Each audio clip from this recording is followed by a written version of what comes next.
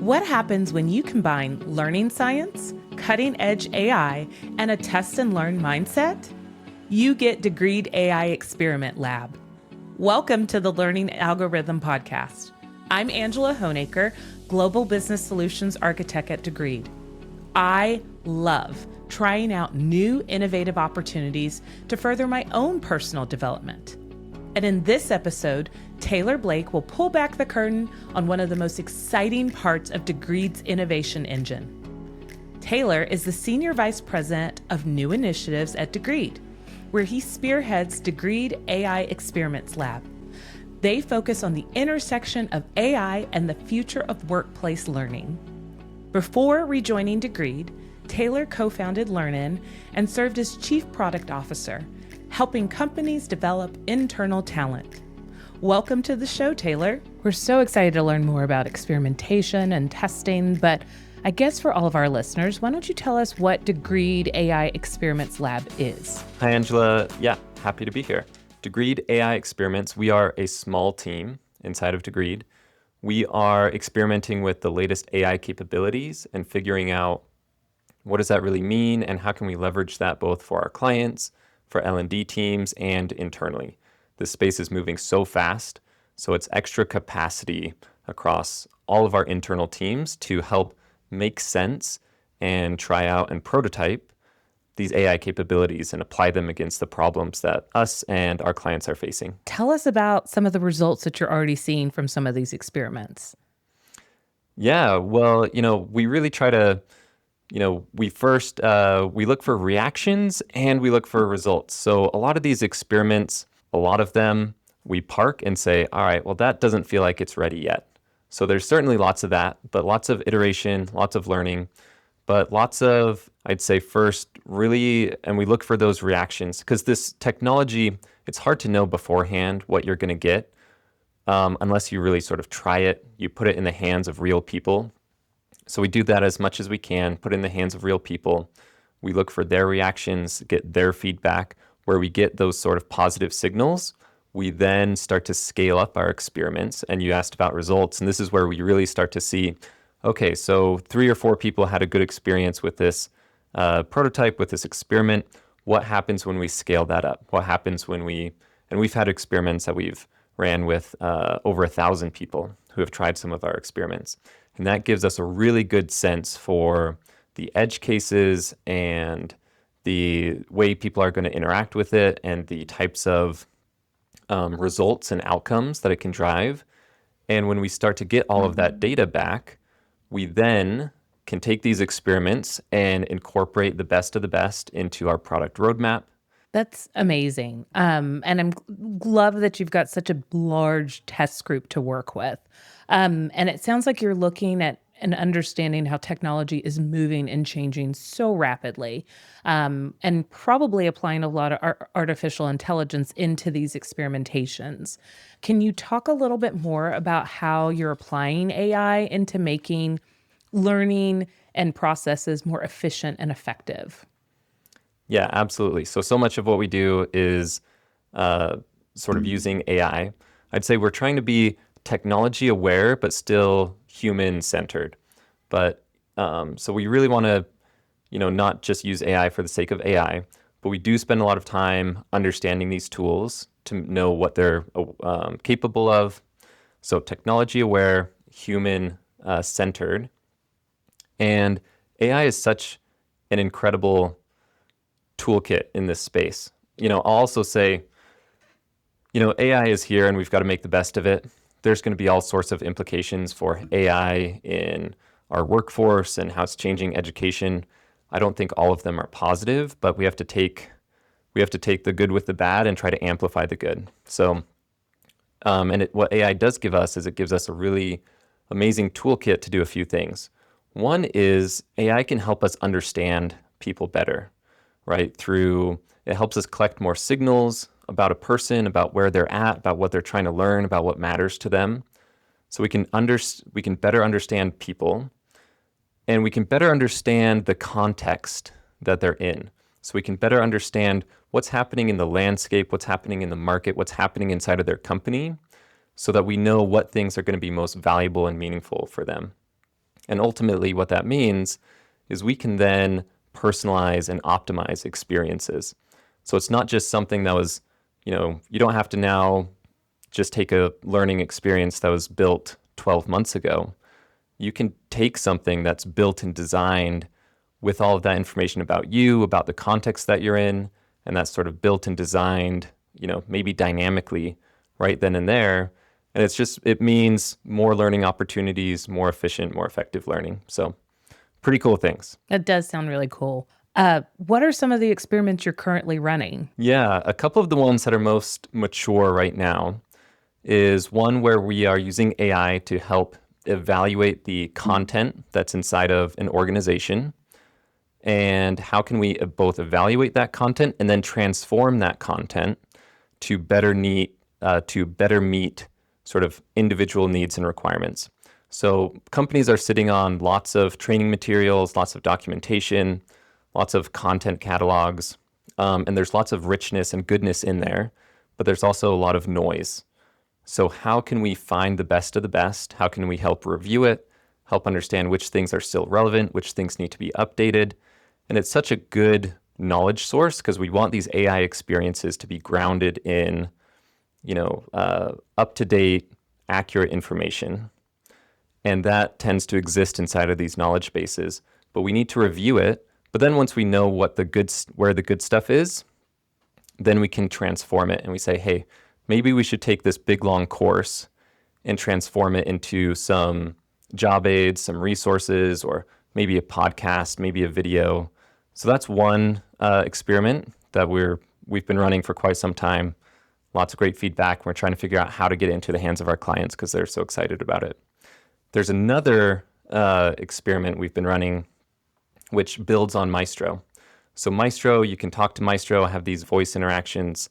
So we continue to push and evolve. How can we take those voice interactions and continue to make them more realistic simulations, role-playing scenarios? So it feels like you're not just having a conversation, but you're really practicing a skill in what feels like a sort of realistic context. This sounds like a really awesome job. Sounds like it's fun to go to work every day. So what have you really loved learning in this role that you have right now? Yeah, it is fun. I mean, it's fun and it's frustrating. These tools, when you get them to do what you want them to do, it really can produce some really amazing, interactive, engaging, sort of magical experiences. And there's also, on the flip side, lots of frustration where the tools just won't quite do what you want them to do. But it is really fun. And I really do think AI it's opened so many doors in terms of, new kind of skill sets and possibilities, new things that it's allowing. I've never had, I started a master's program in data analytics. I never finished because I got too excited and too involved with Learn-In, and which became part of Degreed. But now it's so amazing because I can still leverage all of those tools and that sort of skill set now with AI. So AI has taken my, data analytics capabilities up to here. It's just been such a nice sort of sidekick.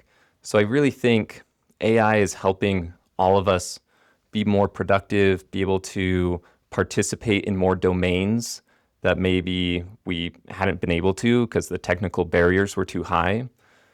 And I think it's just this really amazing toolkit. So we're trying to figure out how can we, if we are now this point of leverage where I really do think your best employees with AI at their disposal can now produce maybe 5 to 10 times more than they were producing in the past. But it really comes down to that individual and their judgment, their expertise, their ability to navigate context and complexity. And the more that we can sort of invest in them, we're going to see their output, their productivity, their results just skyrocket. So it's been really fun. I love that you said it was also frustrating because it is the experimentation, and experiments, fail or succeed. And so it's a learning process in itself. And can be trying at times. So I appreciate you acknowledging that. I do want to hear a little bit more of some of your successes. So of these experiments, which ones have actually been put into the market or have turned into products that our customers or others can use? Yeah, absolutely. So one of our earliest experiments was the conversational voice AI. And if you remember, I mean, if you go back a year and a half ago, it wasn't normal yet for us to have these live voice-to-voice conversations with ChatGPT. That came out just over a year ago. So even before that, we started experimenting with these capabilities. And we experimented for coaching use cases. We experimented for, skill assessment use cases. And this is one of the ones where we had so many people participate, over 1,000. We got so much good feedback over the course of several months. We were really able to hone in which use cases, what types of interactions were really going to make this valuable. And that is what became part of Degreed Maestro.